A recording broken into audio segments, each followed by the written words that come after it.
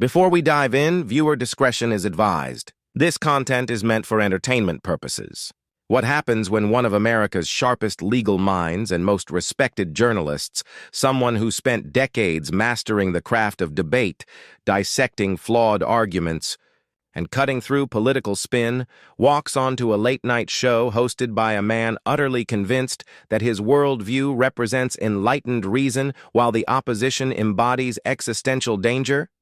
When a woman who has earned admiration across the political spectrum by refusing to be captured by any single tribe faces a host who believes progressive orthodoxy is simply synonymous with common sense, what follows is not just another televised debate where talking heads shout past one another.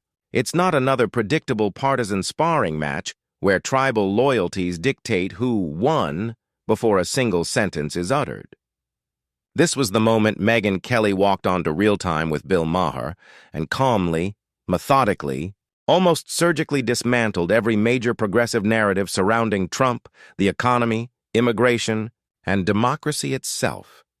Not through shouting or emotional appeals, but with clarity, logic, and the kind of factual grounding that makes weak arguments implode under their own weight.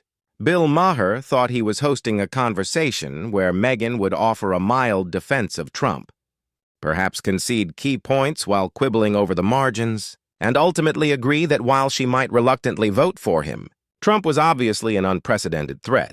But what Bill got instead was a masterclass in how to deconstruct conventional wisdom when that wisdom rests on shaky foundations built from years of overuse, fear-mongering, and political weaponization. Megyn Kelly came into that studio knowing exactly what Bill and his audience believed, that Trump was a fascist, that his economic success was merely inherited from Obama, that immigration concerns were veiled racism, and that democracy itself was hanging by a thread. She could have nodded politely, offered token disagreement, and played the role of the reasonable conservative who largely accepts liberal assumptions but nitpicks minor details. Instead, she did something far more powerful. She explained with remarkable precision why millions of Americans had stopped listening to those same warnings, why they had tuned out the constant alarm bells, why they no longer took seriously the apocalyptic rhetoric that had been repeated every election cycle for decades. This wasn't about whether you support or oppose Trump, or whether you think Megyn's arguments were flawless or flawed. It was about what happens when someone finally articulates in plain language why so many ordinary Americans have stopped being persuaded by progressive narratives, not because they are ignorant or malicious, but because they've watched the same playbook unfold for decades and are no longer willing to pretend that this time is any different. Bill Maher learned that night that inviting Megyn Kelly onto his show, especially on the eve of an election, might have been more than he bargained for. What she delivered was not defensiveness or partisanship. It was a point-by-point demolition of talking points that had gone unchallenged for too long inside ideological echo chambers.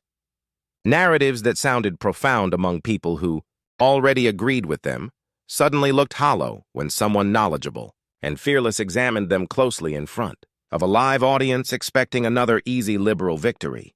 The studio atmosphere that night was familiar, the mix of comedy, wit, and sharp political banter that defines Real Time.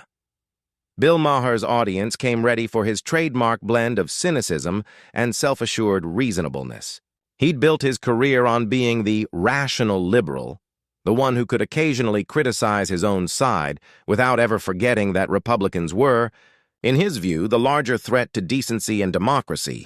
Across from him sat Megyn Kelly, former Fox News anchor, former NBC host, now one of the most successful independent voices in political media.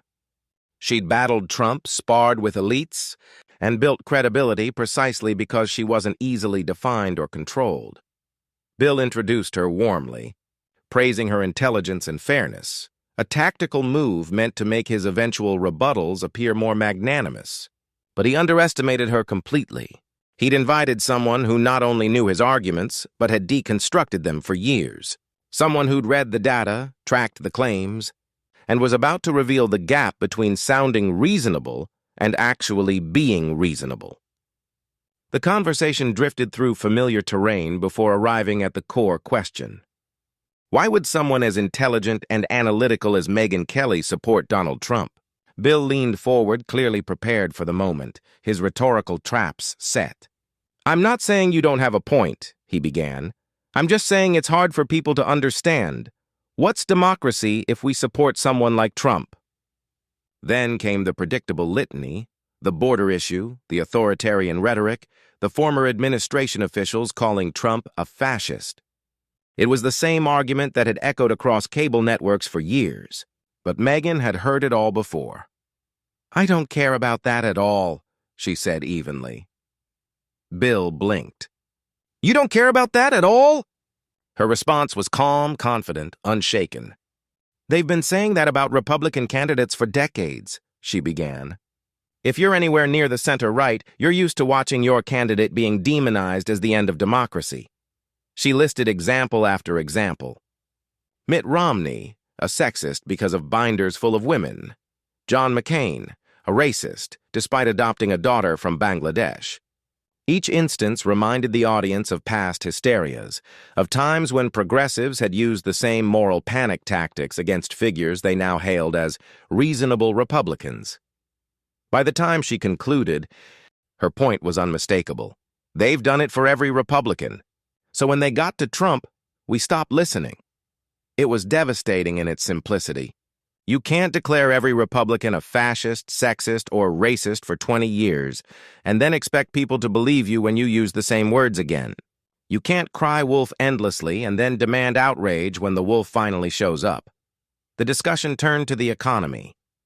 Bill tried to pivot, claiming Trump's success was merely inherited from Obama. Megyn pressed him. "So Trump has Obama to thank for his economy, but Biden can't thank Trump for anything?" The contradiction was obvious, and the studio felt it.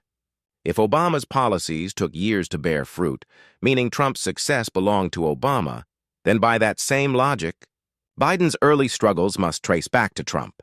Yet progressives wanted credit to flow one way and blame the other. Bill stumbled, tried to move on, muttering, "Let's get off this." Megyn smiled faintly. "Bill, with all due respect, there's probably a reason you want to get off this." The audience chuckled nervously. The hypocrisy was laid bare. You can't assign credit and blame according to political convenience and still call it reason. When Bill pivoted to the emotional question, how could she vote for Trump after everything he said and done? Megyn didn't flinch. "You want to know why I'm voting for him anyway?" she said. "I'll tell you. Because of what's happening with illegal immigration. Because I don't want another Laken Riley. I don't want another Jocelyn Nungaray. That 2-year-old girl murdered in Houston by Venezuelan illegals who threw her body off a bridge." Bill reflexively countered, "Americans have done terrible things too," expecting that to neutralize her argument. "That's not the point," Megyn replied instantly. "We have to take Americans. We don't have to take criminals from Venezuela illegally." Bill nodded slightly. "Okay, I agree with you there. We've taken too many, but surely we should still allow some immigrants." "We do," she said. "We take about 1 million legal immigrants a year. Legal." Then, with the precision of a prosecutor, she pressed the numbers. "Do you know how many illegal crossings we've had under Biden and Harris? 10.4 million, at least. That's not counting the gotaways. Under Trump, 2.3 million. The silence that followed was heavy. Those numbers weren't partisan talking points. They came straight from U.S. Customs and Border Protection. Bill tried to salvage the exchange by invoking democracy. "But surely democracy matters more than immigration, right?" "And that is democracy," Megyn shot back. "What is democracy if you let in 20 million people who flood your town, drain your local resources, make your streets unsafe, and bankrupt your community services? You think people voted for that?" The reframe hit hard.